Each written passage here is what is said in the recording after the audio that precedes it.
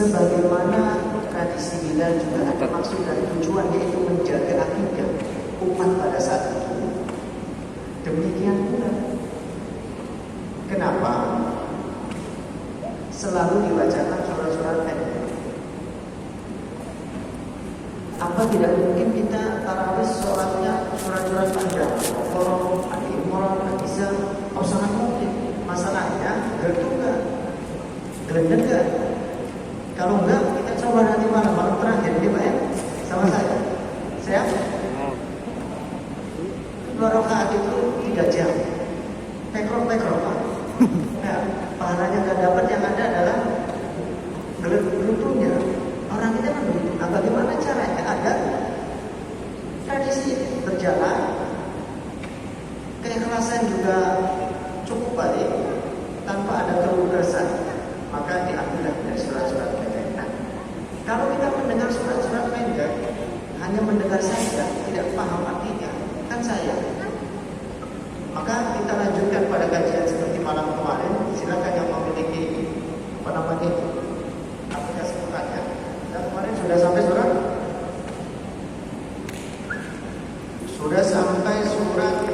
Quraisy. Segera review sedikit. Kenapa Raja Abraha dengan tentaranya adalah tentara gajah yang dari Yaman pada saat itu ingin menghancurkan Ka'bah? Alasannya satu, karena Mekah terlalu menarik untuk dijadikan sebagai pusat bisnis, sehingga keinginan mereka Yamanlah yang semestinya menjadi tempat pusat bisnis mereka. Maka dibangunlah mall yang besar atau kanisa yang besar yang megah untuk menyaingi Ka'bah, tapi tetap saja tidak laku. Pada akhirnya jalan satu-satunya harus dihancurkan.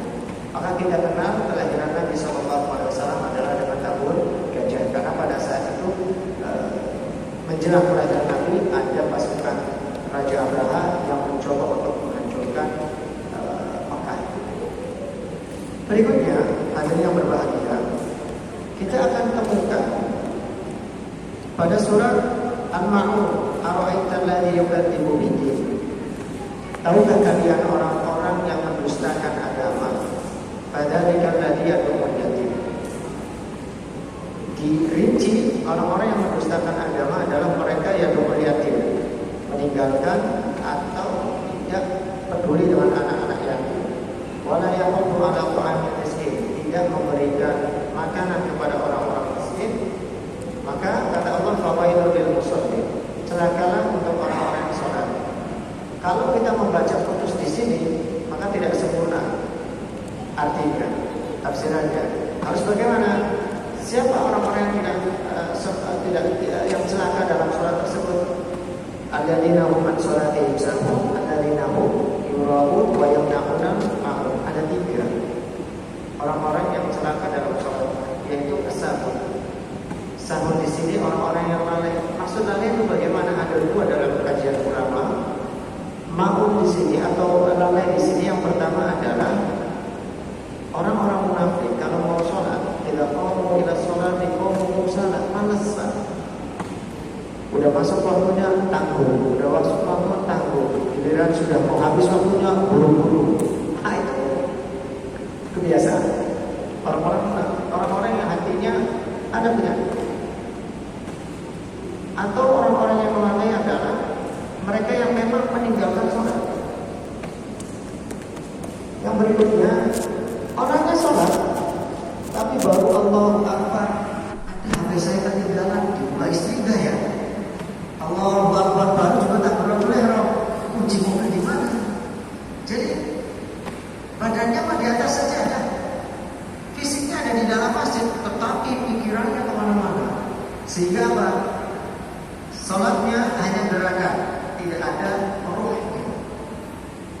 Itu yang dimaksud dengan orang-orang yang lalai dalam salat. Maka alangkah baiknya bacaan-bacaan salat yang kita baca, kita pahami supaya apa yang kita ucapkan betul-betul tahu. Nah, kemudian orang-orang munafik di sini atau orang-orang yang mendustakan agama di sini, kalau kita rinci, orang yang tidak peduli dengan anak yatim, orang yang tidak peduli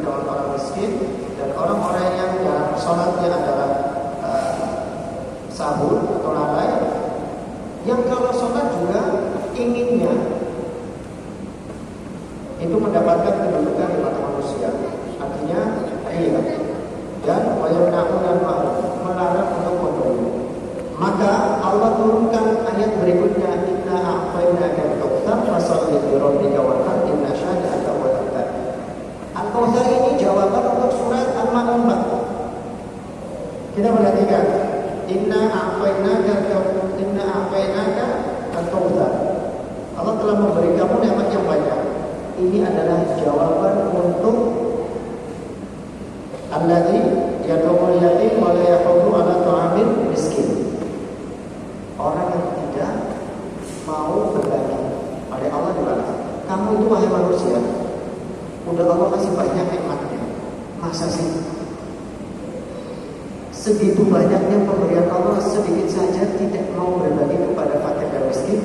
Itu kebangetan. Itu jawaban untuk ara'aital ladzi yukadzibu bid-din fadzalika alladzi yad'ul yatim wa la yahuddu 'ala ta'amil miskin. Jawaban berikutnya, fasholli li rabbika, salatlah untuk Tuhanmu, adalah jawaban untuk fawailul lil musallin alladzina hum an shalatihim sahun.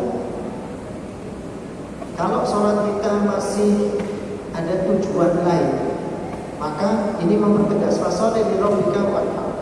Gimana sih salat ada tujuan lain? Ya tadi ingin karena ada pimpinan enak ikut salat, atau supaya dipandang oleh ya yang begitulah maksud saya, ya cari mukanya manusia, atau bisa jadi kita sholat ada tujuan lain. Mohon maaf,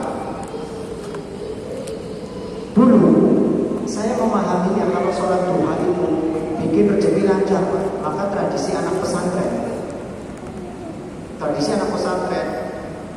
itu kalau sholat duha pasti 8 rakaat. Apalagi kalau sudah akhir bulan, wah rajinnya minta ampun sholat duha. Betul, sampai hafal itu yang doa-doa. Belum datang kiriman, ditambah lagi surat Waqiah. Maka rata-rata anak-anak pondok itu surat Waqiah nggak pernah hafal dihafal. Kenapa? Karena dia malu digeber surat Waqiah supaya apa? Cuma satu pikir aja, kiriman duitnya datang. Itu pemahaman anak-anak pesantren.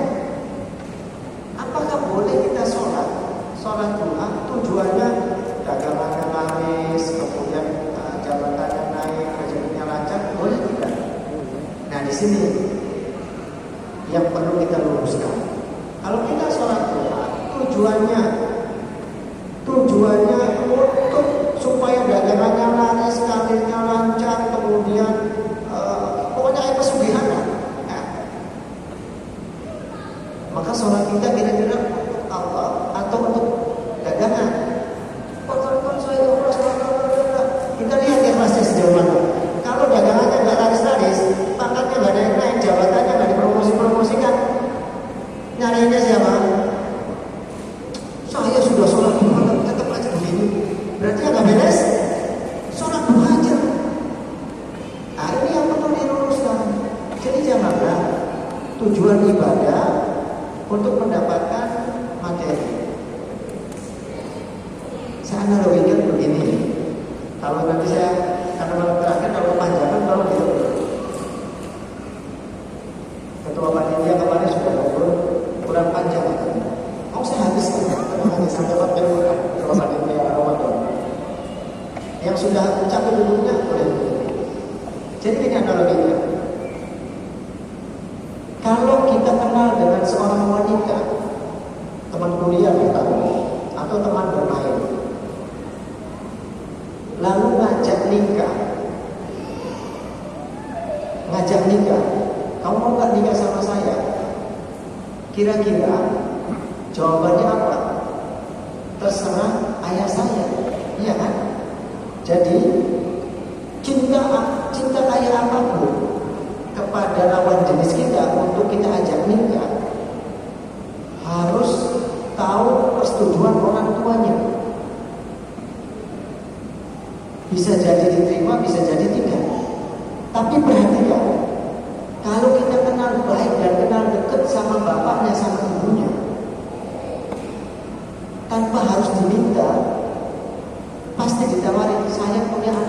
cantik-cantik semua, kamu pilih yang mana sok nikah. Tuh. Apalagi diminta, Pak. Apalagi diminta. Kenapa? Karena orang tuanya sudah kenal dekat. Ini udah ada yang jadi orang tua kan? Kira-kira kalau ada anak muda, udah kita kenal, sholat, ibadahnya rajin, pintar dan sebagainya, ganteng lagi. Kira-kira bapak pasti nggak nawarkan, kamu mau nggak nikah sama anak saya? Iya kan? Jadi caranya seperti itu, Pak. Kalau kita mau dagangannya laris, bukan dagangannya kita deketin, apanya? Allahnya. Allahnya dengan cara apa? Dengan cara ketulusan, dengan cara keikhlasan. Allahnya kita deketin. Kalau Allah sudah dekat, ini yang dimaksud dengan ibadah tertinggi adalah mencari ridho Allah. Kalau kita sudah dekat dan Allah meridhoi, jangankan yang kita minta, yang tidak minta pun Allah akan beri. Jadi ya kalau sekarang yang masih punya sholat kebiasaan sholat duhanya tujuannya supaya skripsinya ingin cepat beres, itu bukan untuk itu. Sholat kita bukan untuk pesugihan, Pak. Kalau mau sekalian aja jadi pejabat ini. Ya. Ini jawaban untuk pasal di rabbika wanhar. Kemudian inna syani'aka huwal abtar adalah jawaban untuk orang-orang yang alladzina hum yura'un wa yamna'un ma. Banyak di kalangan manusia dalam ibadahnya. Dalam ibadahnya orientasinya adalah berbeda. Maka di sini kata Allah inna syani'aka huwal abtar. Sesungguhnya kamu awalnya terputus. Tetapi Allah tolong, Allah bantu, Allah luruskan, Allah berikan petunjuk. Maka Al-Kautsar ini adalah jawaban untuk surat Al-Aital tadi juga itu. Saya kira ini yang bisa saya sampaikan. Adapun surat-surat yang lain yang belum, dalam waktu lain insya Allah kita akan melalui Jumat dan sebagainya. Mudah-mudahan manfaat, mudah-mudahan Allah Subhanahu wa taala menerima seluruh kebaikan ibadah kita dari awal Ramadan sampai akhir Ramadan, di dalam Ramadan dan di luar Ramadan. Yang terpenting pesan Ramadan adalah bagaimana kita menjadi manusia yang istiqomah. Istiqomah artinya senantiasa kita menjalankan nilai-nilai Ramadan di luar Ramadan. Terima kasih, mohon maaf atas segala kekurangannya. Apabila dalam setiap hal menyampaikan untuk saya banyak kekeliruan, mohon dimaafkan, dan banyak kata-kata yang tidak pas, mohon juga dimaafkan. Saya berharap ridho dari Bapak Ibu hadirin sekalian agar tidak menjadi beban saya kelak nanti di akhirat. Wassalamualaikum warahmatullahi wabarakatuh.